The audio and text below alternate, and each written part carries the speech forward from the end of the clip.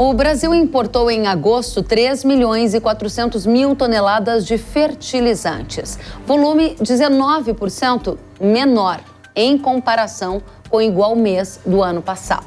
Os dados foram divulgados nesta semana pela Secretaria de Comércio Exterior do Ministério da Economia. Agora, no acumulado do ano, o total de adubo importado atingiu cerca de 27 milhões de toneladas, um volume aí quase 10% superior ao importado em igual período do ano passado. Em cerca de uma semana, o plantio da safra 22-23 de soja estará liberado em algumas regiões do país. E nós queremos saber como está a chegada desse insumo nas propriedades rurais, assim como o transporte de defensivos agrícolas e as expectativas para os preços de grãos. Tudo o que a gente precisa saber para começar a próxima temporada muito bem informado, a partir de agora com os nossos convidados. Vamos receber e saudar Jefferson Souza, analista de fertilizantes da Greenvest Commodities. Seja muito bem-vindo, Jefferson, uma satisfação recebê-lo. Olá, Kelly, satisfação toda minha, prazer em falar contigo e com os demais colegas. Muito obrigada pela presença. Bruno Fonseca, seja muito bem-vindo. Bruno, que é analista de pesquisa e análise setorial de insumos do Rabobank Brasil. Uma satisfação tê-lo conosco, Bruno. Olá, Kelly, é um prazer estar aqui novamente conversando com vocês. Muito obrigada. Flávio França Júnior, coordenador de grãos da Datagro, seja muito bem-vindo ao Hora H do Agro. Olá, Kelly, prazer estar com você e estamos aí para o nosso debate. Muito obrigada. Vamos começar então esse painel e eu vou direto a você, Jefferson. Vimos que as importações no acumulado do ano estão acima de 2021.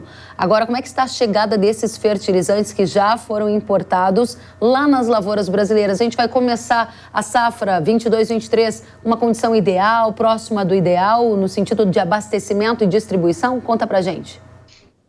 Olha, Kelly, até o momento nós não vimos nenhum problema nas entregas de fertilizantes aqui no Brasil, tudo está correndo muito bem. Provavelmente o produtor vai reduzir as suas compras, ao que tudo indica, para a soja. Então, problema logístico nós não relatamos até o momento. Estamos tendo boas notícias de um lado e notícias ruins, como você comentou, de outros. PIK estão caindo, por outro lado, o preço da ureia está subindo. Pois é, esse é um ponto importante que você coloca, então, só para a gente amarrar o que você acabou de trazer. Em relação à chegada do insumo na propriedade, você coloca que é uma situação adequada, sem grandes riscos. E o segundo aspecto que você disse é que a gente já vê preços de alguns fertilizantes começarem a subir. Queria que você aprofundasse um pouquinho mais para a gente entender no detalhe, Jefferson. Exatamente. Então, eu vou começar com a notícia boa. Se nós olharmos o cloreto de potássio, ele caiu mais ou menos 9% em 2 semanas aqui no Brasil. Nós já estamos em $785 custo de frete. O MAP está na faixa aí também de $760, com uma queda ainda superior em 2 semanas, que era em 11% de queda para o MAP. Por outro lado, a ureia, sim. Essa está com problema. O preço da ureia está subindo 15% na semana. Nós já falamos de uma ureia $760 custo de frete Brasil, um aumento muito expressivo. Essa situação que a gente abre o painel é para você sinalizar para quem está em casa, para quem nos acompanha, que nesse momento a gente tem um sinal verde para a safra de verão, mas começa a ter um sinal amarelo para as compras que vão ser entregues no primeiro semestre de 2023. Ficaria adequado fazer uma síntese dessa forma? Exatamente. Nós temos que tomar bastante atenção em relação ao nitrogênio. Essa é a minha maior preocupação agora. Muito bem. O nitrogênio, se ele continuar subindo, pode prejudicar o poder de compra do produtor brasileiro e também do produtor americano. Muito bem, desculpa eu ter interrompido você, achei que você tinha terminado. Vamos aprofundar esse tema do nitrogenado na segunda rodada, porque a gente também está olhando agora para essa primeira fase, mas com um olhar também para a segunda temporada, a safra de inverno do ano que vem. Obrigada por enquanto, Jefferson. Bruno, passo para você a pergunta. Como é que está a chegada de defensivos agrícolas nas lavouras? Ela está atrasada, adiantada em relação aos anos anteriores? Qual é o sinal que a gente tem, a condição para o início dessa nova temporada? Olha, Kellen, pelo que a gente vem acompanhando da chegada dos fertilizantes, está mais ou menos em linha com o que o Jefferson comentou para os fertilizantes, né? Por enquanto a gente não tem tido nenhum reporte de atraso na entrega dos defensivos. Vamos acompanhar agora nessa parte final, agora no pré-plantio, como vai ser. Mas a princípio a gente não veio observando nenhum problema na entrega, até porque também a gente conseguiu antecipar bastante a compra, né? Quando a gente olha os valores de importação, pelo menos do glifosato, até final de julho, o Brasil já tinha importado uma quantidade bastante superior ao ano passado, cerca de 85% a mais do que no mesmo período do ano passado. Então, a gente vê que já tinha bastante fertilizante aqui dentro do país, as entregas também já tinham sido bastante planejadas, as empresas estavam com bastante estoque de defensivo, então, ou seja, a gente tinha tudo bem posicionado para uma entrega sem maiores problemas aqui no Brasil para a próxima safra de soja. Interessante, Bruno, porque o que você coloca está bastante em linha com o Jefferson, dizendo que a gente tem um cenário, digamos, adequado ou dentro da normalidade para dar o início à safra de verão, à safra de soja. E a minha pergunta, ela vai adiante, como é que nós estamos nos preparando para a segunda safra já? Porque o nosso olhar aqui é todo 22, 23, sempre buscando entender o que vem por aí. Conta pra gente como é que está o seu nível de preocupação ou não, né?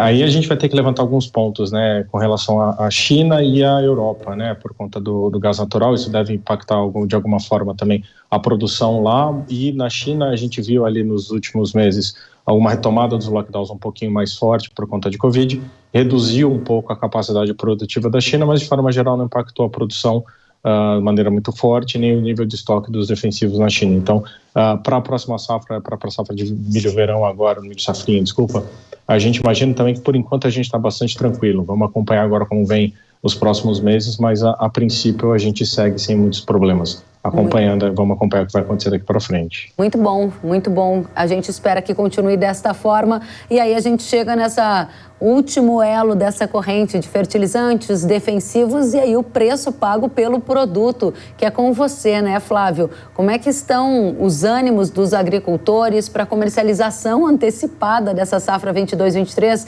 Eu sei que você mede tudo no detalhe, a média Brasil, por região, e eu tenho rodado muito pelo país e ouvido reclamações consistentes sobre alta de custo. E aí tem muita gente mais intimidado para fazer venda antecipada. É isso que você tem observado por aí? Conta pra gente.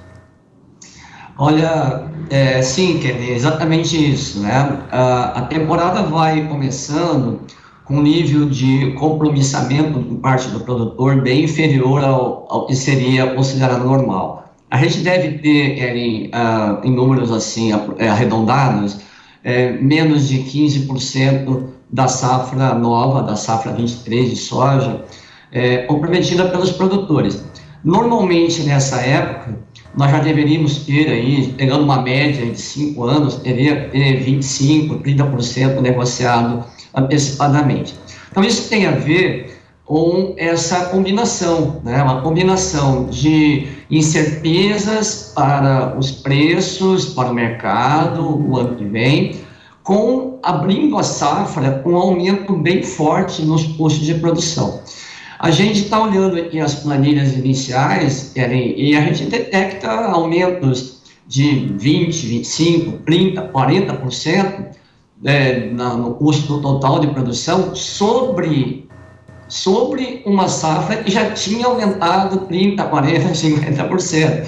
Então, nós estamos falando de um acumulado de 2 safras de 80% a quase 100% no aumento de custos. Isso é brutal, né? É uma situação bem complicada para o produtor, para ele poder fechar a conta. Olhando o aspecto de mercado, e é um aspecto para 23, eu diria ainda bem razoável, um cenário bem razoável de preço, a gente pode falar mais aqui durante o próximo bloco, mas a gente tem um cenário razoável de preços. Dificilmente o mercado internacional vai cair muito dos patamares atuais, soja, milho, trigo, vai na mesma linha. Então, do lado dos preços, os produtores não precisam se preocupar muito. O problema é essa combinação. Ele precisa necessariamente colher bem, né? Se ele colher bem, ele fecha de novo no azul, ele fecha positivo a temporada, que era mesmo com esse aumento. O que a gente está enxergando? Está chegando um aperto nessas margens para 2023, mas ainda com resultados positivos. Isso vale para a soja e vale para o milho de inverno, né? A safrinha já olhando a safra 2023. Então, agora, o que nos causa preocupação é que o cenário de clima para a região Centro-Sul é novamente preocupante. Tá? Então, aí é uma outra discussão, porque, de repente, aquele produtor que não tiver uma boa produtividade, dificilmente vai fechar suas contas. Interessantíssimos os pontos que vocês colocam nessa primeira rodada. Eu continuo com você, Flávio, para explorar alguns elementos do que você nos trouxe, né?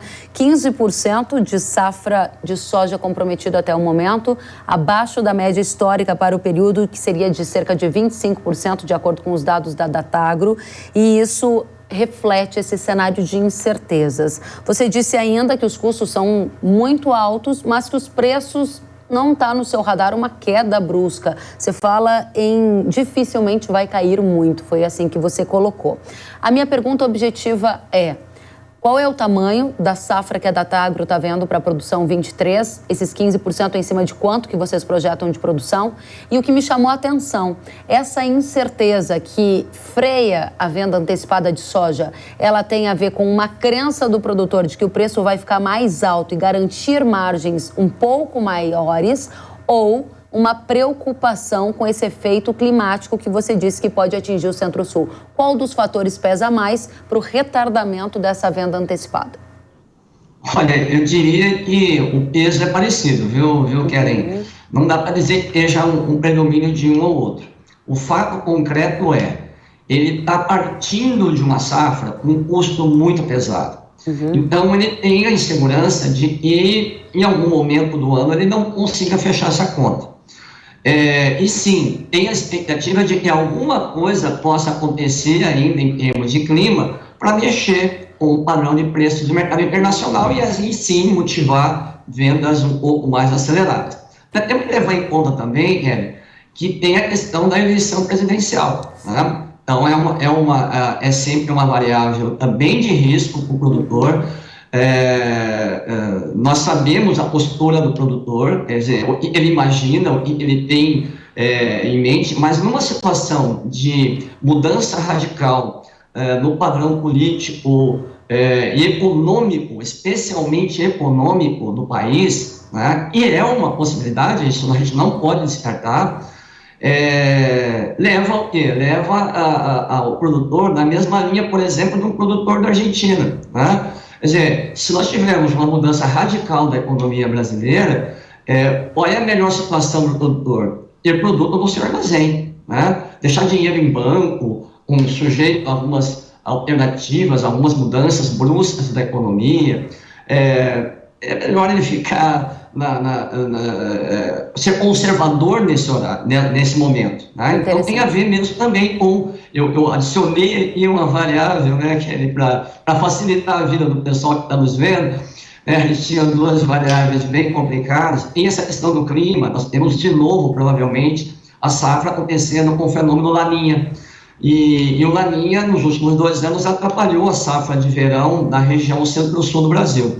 Então vamos torcer para que isso não aconteça, mas aí a gente tem essa terceira variável que eu citei, que é a questão das eleições presidenciais. Flávio, faltou só uma resposta. Você disse que o Laninha preocupa, especialmente pelos efeitos no Centro-Sul, e eu te perguntei, diante desse elemento que você coloca de preocupação, qual é a projeção da Datagro para o tamanho da safra 22-23 de soja? Boa, me esqueci, me perdoe. Não tem problema. A nossa projeção inicial, ela trouxe um aumento de área de 3%, então em torno de 43 milhões de hectares, né? Eu diria para você que 3% de aumento de área para o Brasil é um aumento mínimo, né? É um piso, é daí para cima, dependendo das condições de mercado, de eleições e de clima, ele pode aumentar esse percentual, né?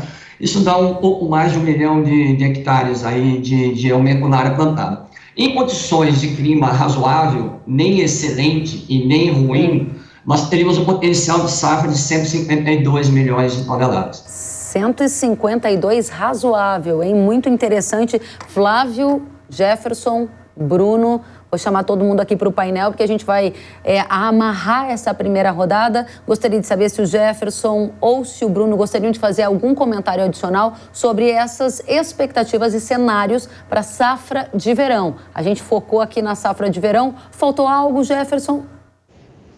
Olha, Kelly, eu acho que o produtor ele vai aumentar, como o França Júnior comentou, mas eu acho que ele vai reduzir a adubação.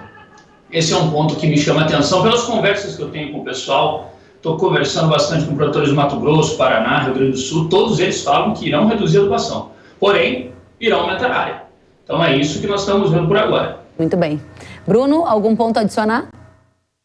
Não, acho que concordo com eles, ele está muito bem colocado, está bem em linha com o que a gente tem visto aqui também, por perspectiva de aumento de área, redução leve no consumo também por hectare, mas de forma geral com um aumento no consumo por conta do aumento de área, então está muito em linha com o que a gente tem aqui também no banco. Excelente, esperem por mim que a gente vai para a segunda rodada. Que nesta semana a Rússia interrompeu o fluxo de gás natural para a Europa fornecido pelo gasoduto Nord Stream, citando a necessidade de realizar reparos. O Kremlin diz que será uma pausa de 3 dias para manutenção, mas os europeus temem que a distribuição volte a acontecer com um fluxo ainda menor, ou que essa retomada até não aconteça. O Brasil já começou a sentir os impactos dessa crise energética na Europa via preço de adubo. A ureia subiu 15% em apenas uma semana. E isso acontece porque algumas indústrias europeias afirmaram que vão reduzir a produção de fertilizantes nitrogenados devido ao alto preço do gás natural. Vale lembrar que o gás natural responde por cerca de 85% do custo de fabricação do produto. Há grande receio de que o bloco se torne um importador de fertilizante, gerando então um incremento de demanda global e efeitos nos preços de adubo ao redor do mundo. Esse foi um dos temas que os nossos painelistas já anteciparam, né? Tema que marcou a semana, aí a gente vai olhar um pouquinho mais lá para frente, também para a segunda safra, né? Que usa a ureia mais significativamente. É isto, Jefferson? Nosso ponto de impacto principal ficaria para a segunda safra. O preço do nitrogenado subiu nesses últimos dias. Vai subir mais? É uma tendência altista ou foi só um repique, um soluço e depois se acomoda? Como é que está a sua expectativa? Olha, Kellen, eu acho que, em primeiro momento, o produtor vai ter que ficar atento ao gás natural, como você falou, da Europa. Por quê? O gás natural, nessa semana, ele acumula uma queda, 38% de queda no contrato holandês. Isso por quê? Devido ao aumento de estoque na Europa. O estoque europeu aumentou nessa semana. Isso traz uma expectativa de queda para o preço. E está acontecendo agora. Entretanto, se a gente olhar para o final do ano, a preocupação é muito grande, porque o consumo de gás aumenta e como que fica a indústria de fertilizantes? Essa é a principal dúvida que nós temos agora. Como ficará a empresa de fertilizantes que produz e depende do gás no final do ano, com um aumento maior ainda que pode acontecer. Só que nessa semana o gás caiu. Esse é um ponto crucial para nós entendermos o movimento da ureia. A ureia está subindo, como você falou, não só no Brasil, mas nos Estados Unidos, no Oriente Médio, no Egito e assim por diante. Então agora o poder de compra do produtor brasileiro ele está prejudicado. E do americano também, Kelly. Porque no final do ano, o produtor americano começará a olhar também as suas compras para a safra do ano que vem. E aí, se o preço estiver muito alto, a relação dele estiver comprometida, ele vai optar por soja ou vai optar por milho? Veja que a discussão ela começa a se abrir também para a safra do ano que vem de soja e de milho americana. Não só para a nossa, mas também para os produtores americanos. E como você falou, o produtor europeu, o produtor do mundo inteiro está sentindo esse aumento no preço do gás natural, da energia e, consequentemente, prejudicando o poder de compra. Eu sempre falo, Kelly, para nós o mais importante é o poder de compra do produtor. Isso determina o que ele vai fazer, se ele vai antecipar a compra ou não, se ele vai adubar mais ou não. E nesse momento, a relação de troca do milho safrinha, pensando no ano que vem, sofreu um aumento de 9 sacas nessa semana. E por quê? Porque o preço da ureia subiu muito forte. Nós não vimos esse aumento tanto do milho. O milho permaneceu praticamente estável. O resultado dessa combinação estabilidade e aumento de preço do nitrogênio é o quê? Uma redução no poder de compra do produtor. E isso é importante para a tomada de decisão antecipada ou não e também a adubação do ano que vem. Então, hoje a gente precisa de mais 9 sacas, além do que precisava na semana passada, para comprar a mesma quantidade de ureia. Você tem de cor esses números para a gente, Jefferson? Quantas sacas compram quanto de ureia? Semana passada, 72 sacas por 1 tonelada no Mato Grosso. Eu não levo em consideração o custo financeiro da operação. Estou falando do preço spot de ureia. Quando eu olho essa semana, 81 sacas. 81. Por quê? O preço da ureia no Mato Grosso, que atualmente está na faixa de $900 por tonelada. Então é um aumento bastante expressivo. Isso acaba prejudicando um pouco as compras para o milho safrinha do ano que vem. O produtor do Mato Grosso está abaixo do que ele estava em relação a essas compras. E não é só uma realidade de lá, no Paraná também, Rio Grande, assim por diante. Pois é, você colocou elementos super fundamentais aqui, né? Que é uma visão global, dizendo que o Brasil está com as compras atrasadas em relação ao que era visto há um ano, ou seja, menos compras antecipadas de adubo para a segunda safra. Você apontou uma piora na relação de troca entre milho e ureia, puxado por toda essa incerteza também energética que atinge a Europa, e disse que essa alta de custo não atinge só o Brasil, também é visto, por exemplo, nos americanos, nos norte-americanos. Eu ouvi de agricultores brasileiros que a gente não precisa ter pressa para pagar caro. Qual é a recomendação da Agriinvest para quem ainda tem negócio a fechar? Vai ficar pior essa relação ou você acredita que ela vai melhorar? Foi só um soluço que a gente viu e depois que o gás natural caiu, a gente pode ter a ureia caindo também?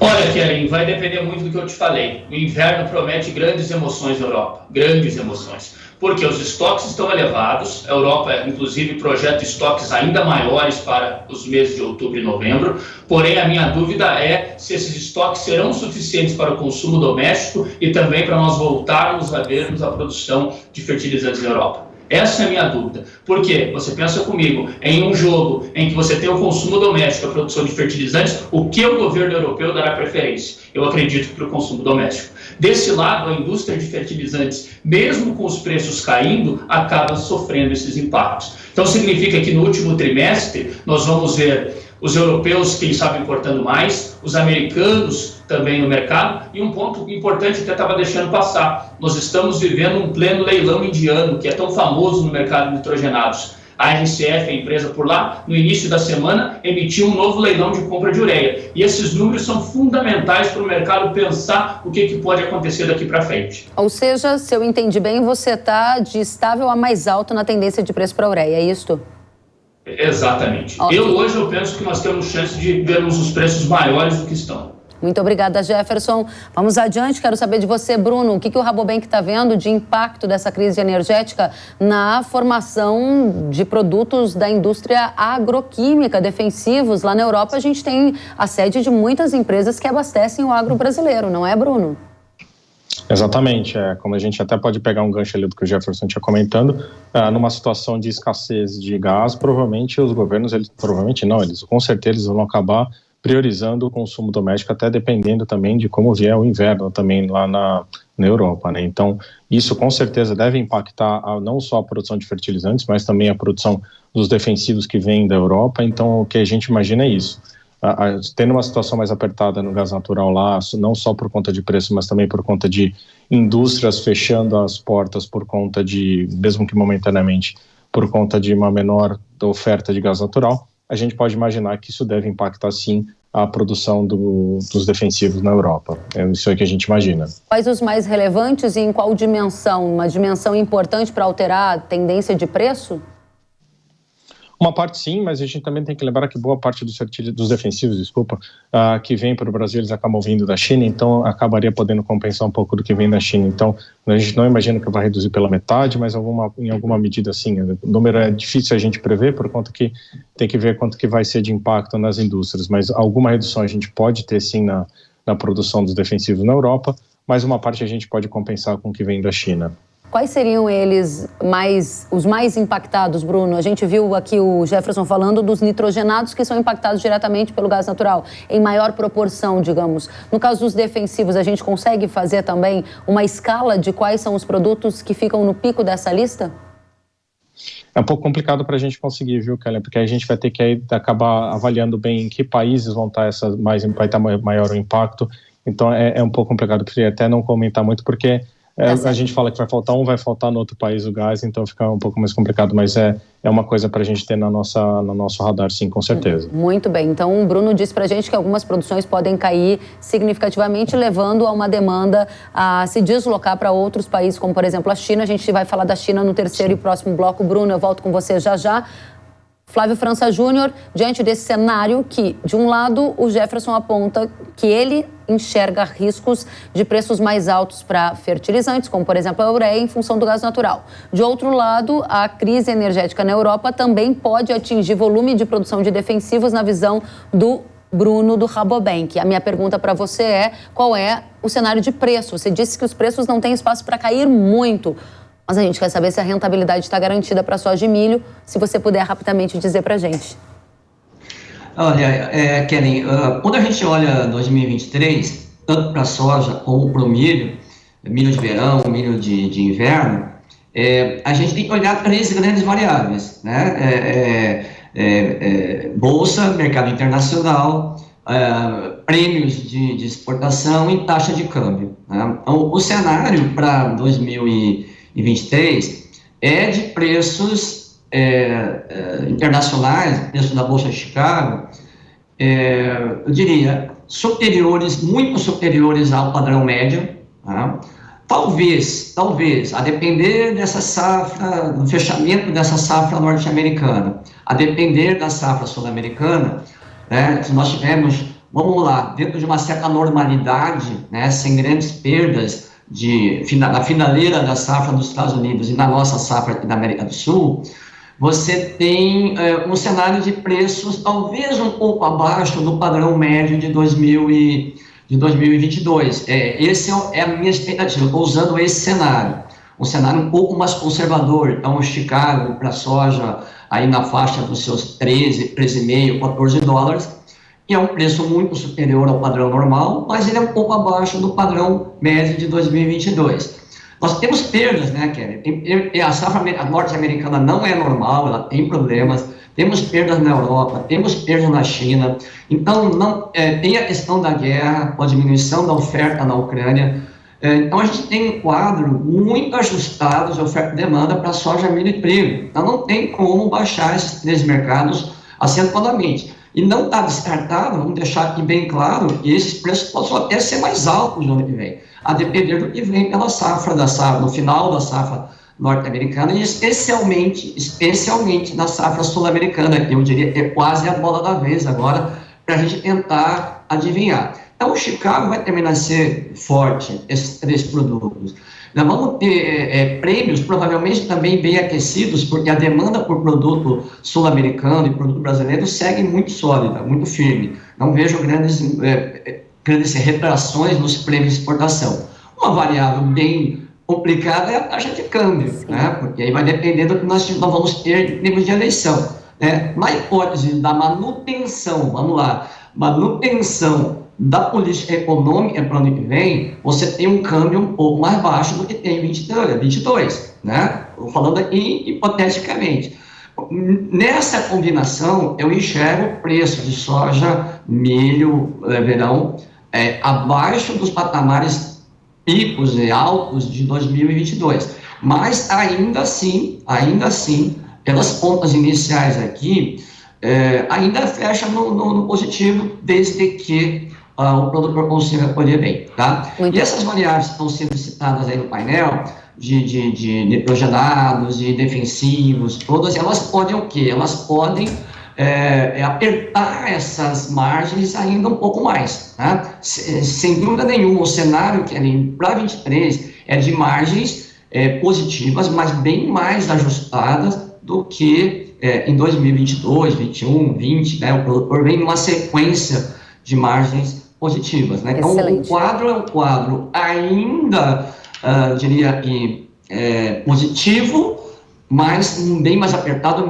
bem mais ajustado. Então, é um quadro de muita insegurança, de incerteza, especialmente nessa questão aí de energética, não só na Europa, como na China também. Muito bem, gente. Muito obrigada, Flávio, pelas considerações. Isso explica essa venda antecipada abaixo da média para o período. Afinal de contas, são muitos os cenários. Tem eleição, tem geopolítica, tem guerra. Aí o produtor fica um pouco mais preocupado mesmo sobre a tomada de decisão. Agradeço a vocês 3 e a gente vai para a nossa última rodada sobre China. Vocês tocaram aqui no assunto China. A gente vai trazer esse tópico. Eu volto com vocês já já. A China anunciou o confinamento de cerca de 21 milhões de habitantes na cidade de Chengdu, após 157 transmissões terem sido registradas. A população passará por testes de Covid em massa por 4 dias. Segundo a agência de notícias Reuters, essa é a maior cidade chinesa a ser isolada desde o lockdown em Xangai, que aconteceu em abril e maio. Outro tema que também está no radar do agronegócio é a seca que atinge regiões da China. Nesta semana, um vice-premier chinês pediu maiores esforços para combater a estiagem que o país enfrenta e também para garantir uma boa colheita de arroz e outros grãos de outono. Vale lembrar que, além da área agrícola, indústrias e a própria população estão sofrendo com a alta demanda por energia e os racionamentos que já acontecem na China.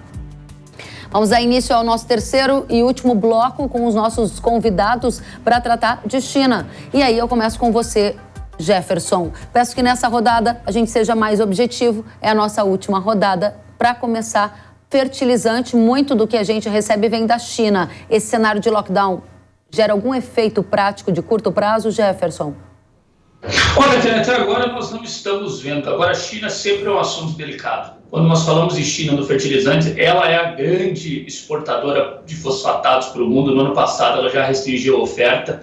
Então, China é importante, nós vamos ter que olhar.